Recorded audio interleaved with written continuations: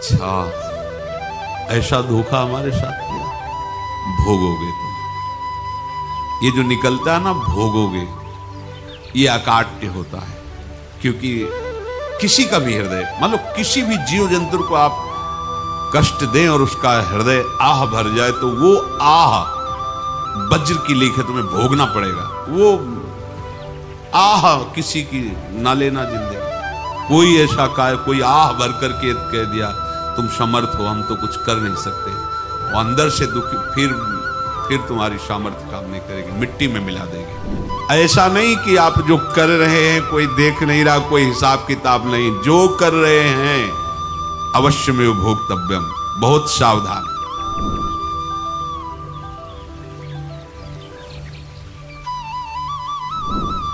जीव स्वयं नित्य निरंतर कर्मों के जाल को रच रहा है और अपने आप को बांध रहा है।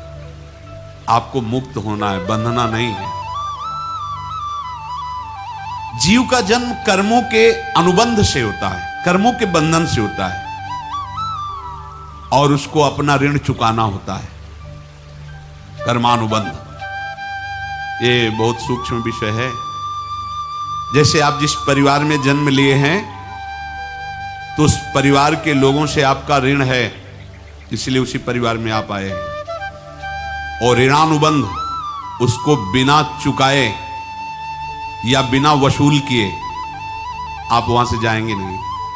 आपको लेना है तो वसूल करना है, और देना है तो चुकाना है। ये पूर्व के जन्मों से निश्चित किया गया है।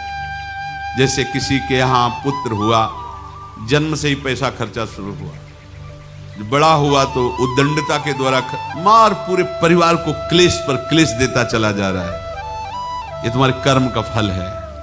या ऐसे शक्तिहीन बुद्धिहीन ऐसे पागल पूरे जीवन सेवा करो, तुमसे अपना हिसाब चुकाने के लिए वो आया है। अब परिवार के जो सदस्य जुड़े आके, मतलब पत्नी आते ही पूरी हृदय में आनंद, परिवार में आनंद, और जीवन भर वो आनंद ही सुख देने के लिए उसका जन्म हुआ। वो अपना ऋणानुबंध मुक्त, और आते ही भयंकर क्लेश खड़ा कर दिया, बीच में दीवार और झगड़ा वैसा, फिर अतरे दिन मारपीट शुरू, कलह अशांति, पूरा जीवन नरक हिसाब करने आए। यहां ऋण चुकाए बिना कोई जा नहीं सकता, ऋण चुकाना पड़ेगा। किसी का ऋण वसूल करना है तो किसी को ऋण चुकाना है, दोनों काम करने होते हैं। अनेक जन्मों में अनेक लोगों के साथ हमने जो बर्ताव किए हैं, अच्छे या बुरे, वो होंगे। अब किसी आदमी को हम जानते नहीं, अचानक मिला, अचानक टक्कर लगा और मार पीट गाली गुप्ता सब कर दिया, चुपचाप सह लो। क्यों? ये आपका हिसाब है, पूर्व का हिसाब। हमारा उससे कोई द्वेष नहीं, कोई संकल्प नहीं। अचानक घटना घटी और हमसे द्वेष करने लगा, हमें पीटने लगा, हमें गालियां दे, ये हिसाब है, चुपचाप सह जाओ। अपने घर का भाई ही भारी दुश्मन बन गया और क्लेश दे, हिसाब है। एक प्रभुदत्त ब्रह्मचारी जी की वाणी में पढ़ा था, एक महात्मा जी भ्रमण करते थे, तो उस समय असरफियां चलती थी, मोहरे असरफियां, उनको भेंट में देते लोग। तो या तो ठाकुर सेवा में लगे तत्काल, या संत सेवा में तत्काल लगे, उसका संग्रह करके डोलना ये ठीक नहीं है बैरागी के लिए, सिद्धांत में ये ठीक नहीं। तो जब 2, 4, 6, 8 ऐसे मोहरे हुई, उन्होंने विचार किया कि और भ्रमण करके जब काफी मोहरे हो जाएंगी तो प्रयागराज में जब कुंभ पड़ता है, एक बार पूरे सब अखाड़े के संतों को, अलग अलग संप्रदाय सब संतों को बुलाएंगे और सबको खुआएंगे। अब साधु है तो यही विचार करेगा, और क्या विचार करेगा। तो उन्होंने ऐसे डंडा बनवाया, बेंत, जो ऊपर से चूड़ीदार और भीतर पोला, और मोहरे उसमें डालते, और भ्रमण, जहां जहां श्रद्धालु भगत थे सबके यहां जाना और इच्छा रखना कि एक मोहर तो दे दे दक्षिणा में। कामना कोई भी हो वो बांधती ही है, ध्यान रखना।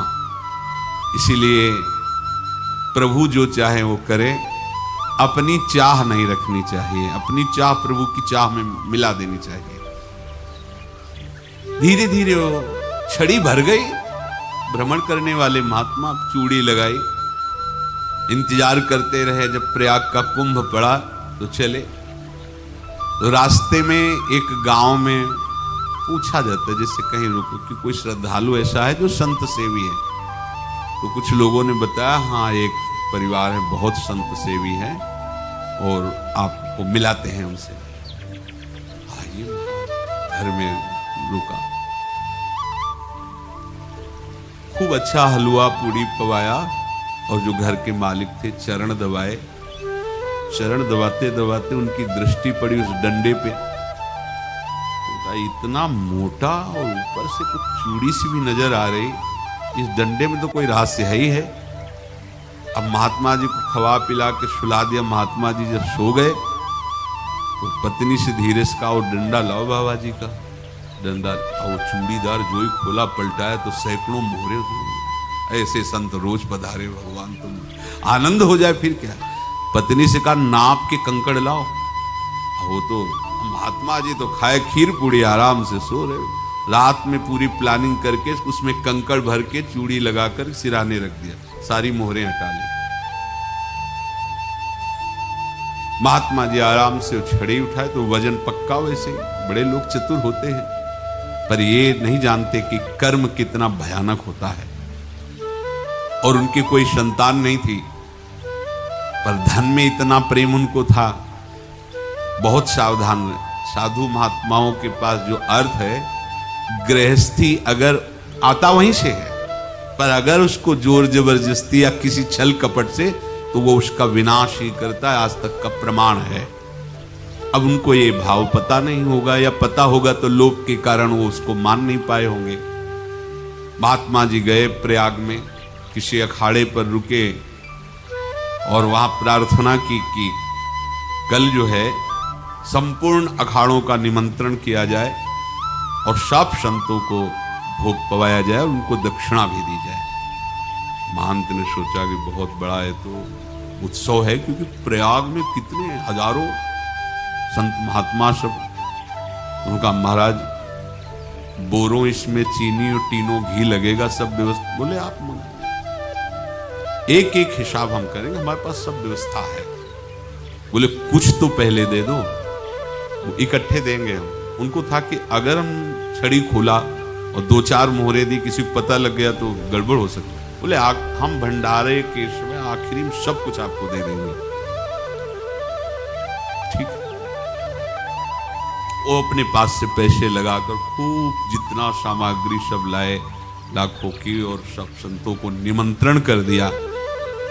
संत जन निमंत्रित हो गए, भंडारा बन रहा है। तब वहां के महंत है, उनका देखो भंडारा भी बन रहा है, संतों को निमंत्रण। अब आप अर्थ की व्यवस्था कीजिए, क्योंकि इतनी बड़ी हमारी सामर्थ्य नहीं थी जितना हमने किसी तरह हमने व्यवस्था की। अब मुझे अर्थ चाहिए, तभी आगे की व्यवस्था बढ़ेगी। संतों को दक्षिणा देंगे और जिनसे अर्थ लिया उनको दे। देखो रसोई बन गई है सब। उनका छत में विश्वास नहीं तो यार चूड़ी खोली।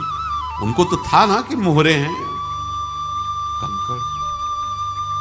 तो जैसे कितना उनको सदमा लगा होगा। हजारों संतों का निमंत्रण, रसोई बन, मतलब संत हो के छल कपट।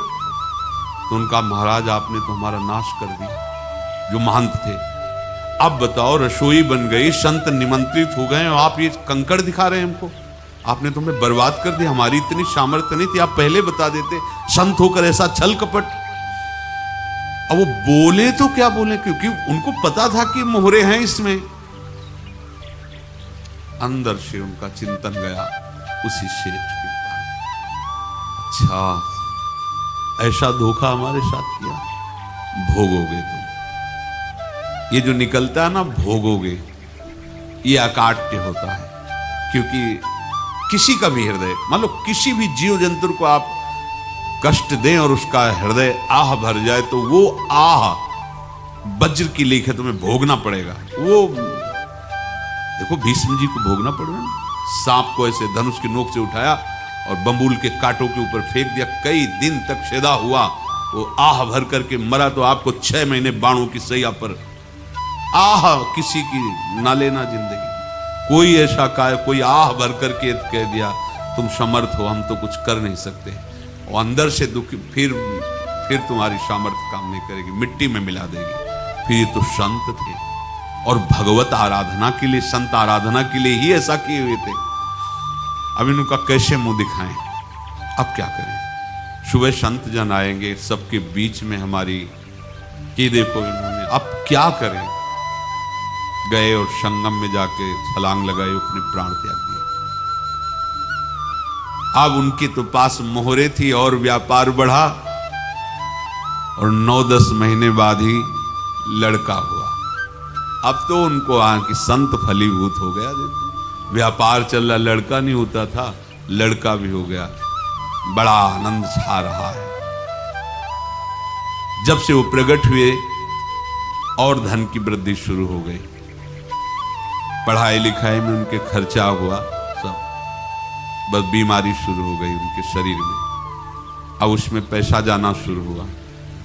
इतने आसक्त तो वो दोनों हो गए कि कुछ भी हो, व्यापार ठप, संपत्ति बेचना शुरू। तो उन्होंने कहा कि बेटा मैं क्या कर सकता हूं तुम्हारे लिए? बोले हमारी अंतिम इच्छा है प्रयाग चलो, और जितने प्रयाग में संत महात्मा सबको एक बार भंडारा करवाओ। हमारी इच्छा अंतिम है, क्योंकि अंतिम यही इच्छा थी। बोले अब ज्यादा संपत्ति तो नहीं रह गई, तो बोले घर बेच दो, मेरे लिए ही तो है, बेच दो। मुझे लगता मैं बचूंगा नहीं, पर मेरी अंतिम इच्छा पूर्ण कर दो। घर बेच दिया, जेवर बेच दी। वहां गए, जब संत सेवा की तो बोले मुझे संगम तक ले चलो। संगम तक ले गए और बोले समझे तुम चुराए थे और हमने उसको छीना है, कुछ नहीं रह गया तेरे पास कुछ, अब केवल ममता और आसक्ति में जलकर मर और नरक प्राप्त कर। मैं वही महात्मा हूं जिसकी तूने मोहरे ली थी, शरीर छोड़ दी। महात्मा को जन्म लेना पड़ा और इनको दुर्गति भोगनी पड़ी। ऋणानुबंध होश में, ऐसा नहीं कि आप जो कर रहे हैं कोई देख नहीं रहा, कोई हिसाब किताब नहीं, जो कर रहे हैं अवश्य में भोक्तव्यम, बहुत सावधान। अनेक जन्मों में अनेक लोगों से जो कुछ लिया दिया है, इस लेने देने को मिटा देने के बाद ही तुम मुक्त हो गए। इसीलिए एक उपाय है, लेना न देना मगन रहना। क्या? मालिक को समर्पित हो जाओ, मालिक को अपना माना हुआ समर्पित कर दो, खत्म। अहम त्वाम स्वरूपापेभ्यो मोक्षयिष्यामि, सब खत्म। आगे पीछे लेना देना सब खत्म। एकादश स्कंद में भगवान श्री कृष्णचंद्र जी ने कहा, जो मेरे चरणों का आश्रय लेकर भक्त मेरा भक्ति करता है, उसके पितृ ऋण, मातृ ऋण, देव ऋण, ऋषि ऋण, सब ऋणों से मैं मुक्त कर देता हूं। बस यही एक उपाय है जो इसके बंद करने का उपाय भक्तों के लिए है, वो यही है, भगवान की शरण में होकर अपना माना हुआ पूरा भगवान के अर्पित कर दो। अर्पित करने का तात्पर्य उसमें आम हटा दो। तो दियम वस्तु गोविंदम तुभ्यमेव समर्पये। जिनसे तुमने सेवा करवाई है उनकी सेवा करनी पड़ेगी, जिनसे तुमने जो कुछ लिया है उनको देना पड़ेगा। ये लेने देने का व्यापार जब तक समाप्त नहीं होगा तब तक तुम्हारा जन्म मरण चलता रहेगा। अब आपको यहां समझना है, यदि आपसे किसी ने पैसे लिए बेईमानी करके नहीं दे रहा है तो आप उसको गाली मत दीजिए, आपने बेईमानी की थी इसलिए आपकी बेईमानी हुई है, ले गया, कोई बात नहीं है, बंधन से मुक्त हुए, जो बोझा था चला गया। उसको ऐसा ना देखे कि ये बेईमान हमारे रुपए मार लिए, अब जो कुछ होगा देखेंगे। अगर आप आगे नया कुछ करते हैं तो फिर आगे का हिसाब आपको भोगना पड़ेगा, ध्यान रखना। ऐसा नहीं है कि आपको भोगना नहीं पड़ेगा। एक ही उपाय है कि अब जो शरीर धारण किए इसी में जो भोग ले, आगे ना होना चाहिए। तो क्या करें? सर्वतो भावेन भगवान की शरण ले लें।